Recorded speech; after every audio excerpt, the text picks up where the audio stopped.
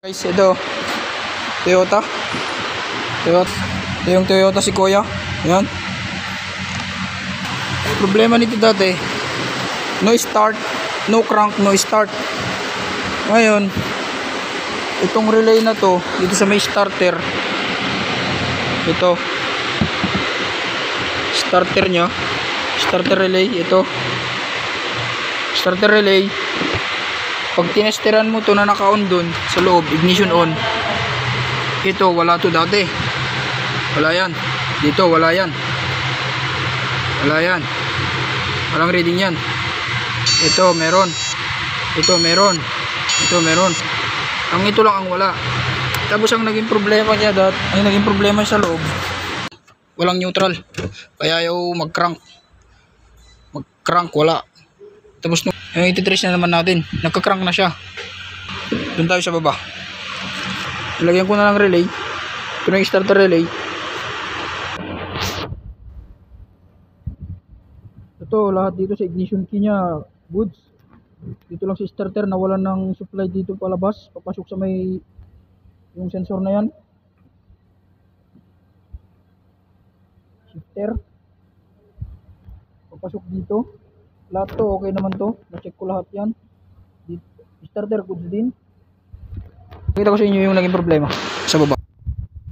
Yan, yung wire na to, yung wire na to, yung wire na yan, yung may dugtong na wire na yan, yan yung neutral part, naputol dito sa mismong, dito sa may mismong socket, putol dito sa loob. Kasi tinesteran ko yung blue na wire, papasok dito sa may, papasok dito sa transmission, meron. Ngayon pag bunot ko ng wire, putol pala. Ngayon meron na siyang neutral, umi-start, nagka-crank na siya. Start natin guys. Ito nagka-crank na siya ngayon. Ayan o.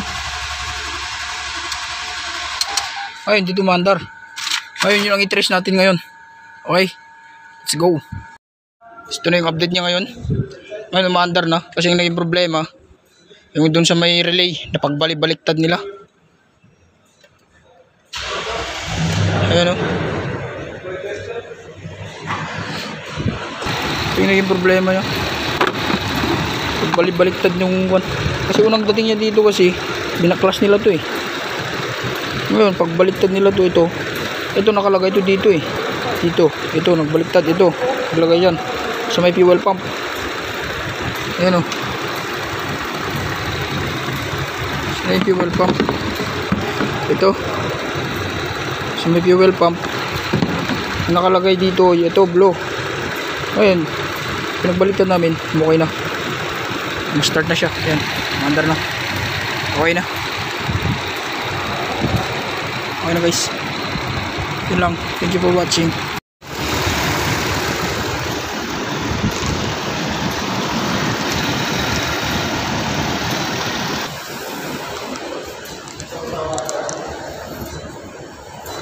Si Kuya, yun o. Okay na, start na siya. Ay, start na siya.